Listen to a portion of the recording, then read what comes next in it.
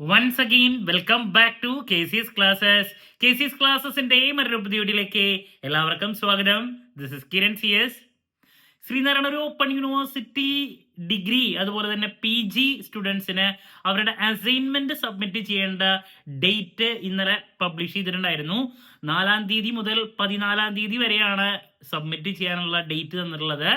Online ആയിട്ടാണ് submit ചെയ്യേണ്ടത്. So ഞാൻ ഓൾറെഡി ഇന്നലെ വീഡിയോയിൽ മെൻഷൻ ചെയ്തൊരു കാര്യമാണ്, നമ്മുടെ സ്ഥാപനം BCom BBA MCom ഈ 3 കോഴ്സസിനും ഓൺലൈനായിട്ട് കോച്ചിങ്ങും അതിൻ്റെ അസൈൻമെൻറ്റ് സപ്പോർട്ടും പ്രൊവൈഡ് ചെയ്യുന്നുള്ള കാര്യം.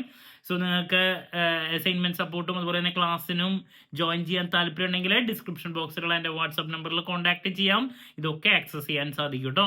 സോ അതിൻ്റെ കൂടെ ഏറ്റവും കൂടുതൽ കുട്ടികളുടെ ഭാഗത്ത് നിന്നൊരു ചോദ്യമാണ്, അസൈൻമെൻറ്റ് വെക്കാൻ ലേറ്റ് ആയി കഴിഞ്ഞാൽ എന്താണ് സംഭവിക്കുക?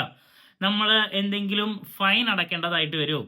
സോ ഈ ഒരു മാറ്ററാണ് നമ്മൾ ഇന്നത്തെ വീഡിയോയിൽ ഡിസ്കസ് ചെയ്യാൻ ഉദ്ദേശിച്ചിട്ടുള്ളത്. സോ അതിനെ റിലേറ്റ് ചെയ്ത് യൂണിവേഴ്സിറ്റിയുടെ ഭാഗത്ത് നിന്ന് വന്നിട്ടുള്ള സർക്കുലർ, ഓൾറെഡി ഉള്ള സർക്കുലറിൻ്റെ ഡീറ്റെയിൽസിലോട്ട് നമുക്ക് പോകാം കേട്ടോ.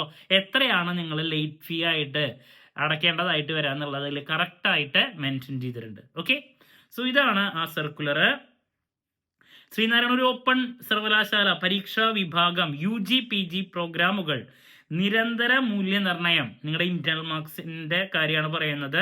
അസൈൻമെന്റുകൾ നിശ്ചിത സമയത്തിന് ശേഷം സമർപ്പിക്കുന്നതിനുള്ള പിഴത്തുക പുനർനിശ്ചയിച്ച് ഉത്തരവ് പുറപ്പെടുവിക്കുന്നു.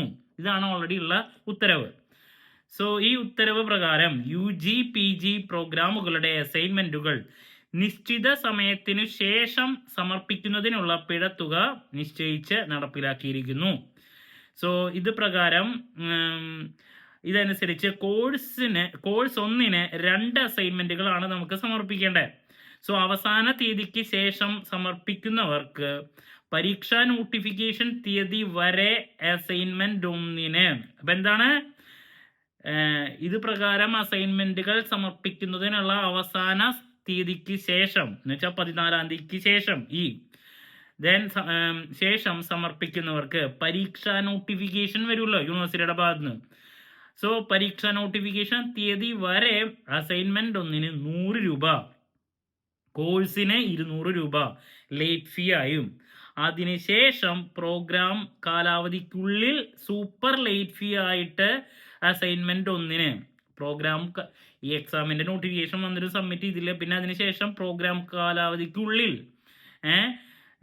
സൂപ്പർ ലേറ്റ് ഫീ ആയിട്ട് അസൈൻമെന്റ് 1-ന് 200 രൂപയും കോഴ്സിന് 400 രൂപ എന്നീ നിരക്കിൽ പുതുക്കി നിശ്ചയിച്ചത് പരാമർശം 4 പ്രകാരം ബഹുമാനപ്പെട്ട വൈസ് ചാൻസലർ ഉത്തരവായിരിക്കുന്നു. ഇത് ഉത്തരവ് ഈ തീയതി മുതൽ പ്രാബല്യത്തിൽ വരുന്നതാണ്.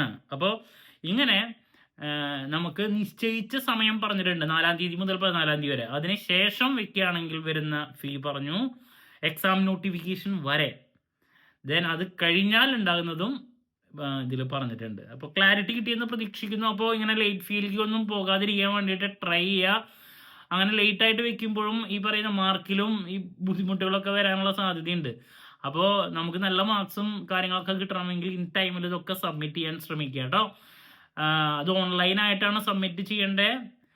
ഓൾറെഡി ഇന്നലെ വന്ന നോട്ടിഫിക്കേഷനിൽ വ്യക്തമായിട്ട് പറഞ്ഞിട്ടുണ്ട്, നമ്മൾ സ്കാൻ ചെയ്ത PDF ആക്കി നമ്മൾ അപ്ലോഡ് ചെയ്യാണ് വേണ്ടത് നമ്മുടെ പോർട്ടലിൽ പോയിട്ട് കേട്ടോ.